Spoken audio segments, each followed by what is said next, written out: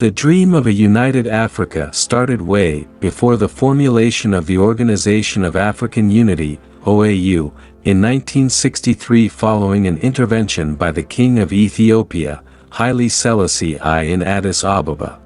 In the early 1960s, when independence was sweeping throughout the colonized continent, liberation fighters and independence heroes were loosely speaking about a united Africa that will end colonization in the whole continent.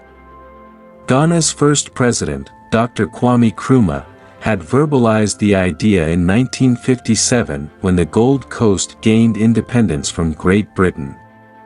He proposed for an immediate unity of the continent.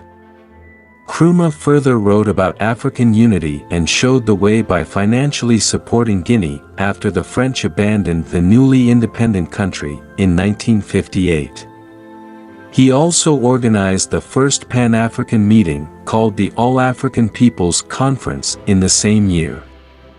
The second president of Egypt, Gamal Abdel Nasser, also penned down the concept of African unity, while Tanzania's first president, Julius Nyerere, expressed confidence in a united Africa. Together, with the leaders of Algeria, Guinea, Morocco, Mali and Libya, they became known as the Casablanca Bloc, formed after the Second All-African Peoples Conference in Addis Ababa in 1961 and led by Nkrumah to push for a federation of all African states to be called the United States of Africa. The name takes its origin from Marcus Garvey's 1924 poem, Hail, United States of Africa. The United States of Africa concept was opposed by some leaders of other independent African states including Senegal's Leopold Sédar Senghor and the leaders of Nigeria, Liberia and Ethiopia. They were referred to as the Monrovia Bloc and wanted unity to be achieved gradually, while Africa remains a continent of independent states. Subsequent debates over a united government, before the OAU was formed, was held during meetings in the towns of Sanakweli, Liberia and Addis Ababa, Ethiopia in 1959 and 1960 respectively. This was followed by an invitation from Emperor Haile Selassie to Addis Ababa for a summit. The monarch is reported to have financed the building of an Africa Hall worth $2 million to provide a place for African leaders to meet. He also footed the bill for a luxurious guest house and banquet among others. Leaders of the 32 independent African states honored the invitation of Haile Selassie and were offered a luxurious treatment ahead of the meeting that was a deciding factor for Africa's unity. The Casablanca Bloc stood by Nkrumah's philosophy that Africa must unite now, as Egypt's Nasser, Ahmed Ben Bella of Algeria and Sékou Touré of Guinea denounced imperialists and colonial exploiters at every opportunity. The Monrovia Bloc thwarted the possibility of an immediate union with the argument that no matter how good it sounds, unity won't work unless economic cooperation is achieved.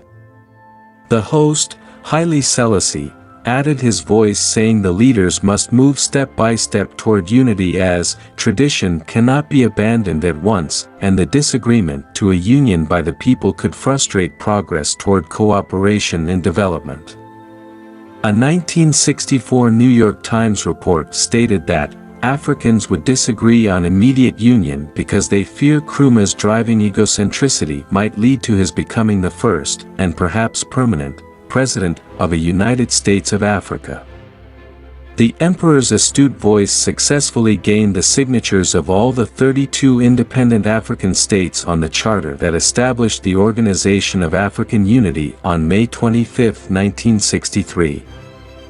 44 years after the attempt to create a union government during the founding of the OAU, the opportunity came up once again at the 9th Ordinary Session of the newly formed African Union, AU, in Accra, Ghana. The agenda was to debate the creation of the union government that will lead to the formation of the United States of Africa, as adopted by a 2006 study. The study proposed a single African military force, a single currency, and a single passport for Africans.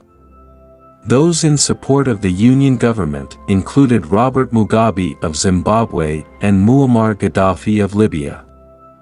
The heated debate in Accra failed to institute the Union government, but the heads of state agreed to accelerate political and economic integration, strengthen the organs and institutions of the AU, and then set a timeframe to establish a Union government with the involvement of Africans and the diaspora.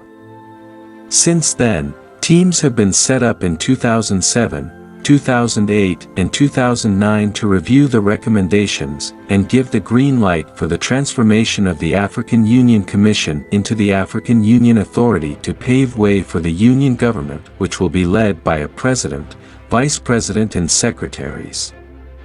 All the teams have since deferred their assignments, and the dream of a United States of Africa still lingers as its key proponents including Gaddafi and Mugabe have been kicked out of power.